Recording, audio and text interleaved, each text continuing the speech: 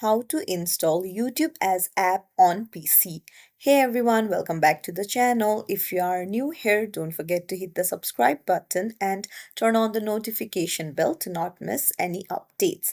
In today's video, I'm going to show you how you can easily install YouTube as app on your PC or your laptop. Let's dive right in.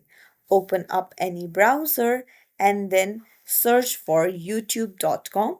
So open it up, and then once you're in YouTube, you need to go to the three dots in the top right, and then you'll need to scroll down and you can see cast, save and share. So you can see install YouTube, tap on it, and then you'll need to tap on install, and you can see it will install YouTube as app. So if you found this tutorial helpful, don't forget to like the video and subscribe to our channel for more tips and tricks. Thank you for watching.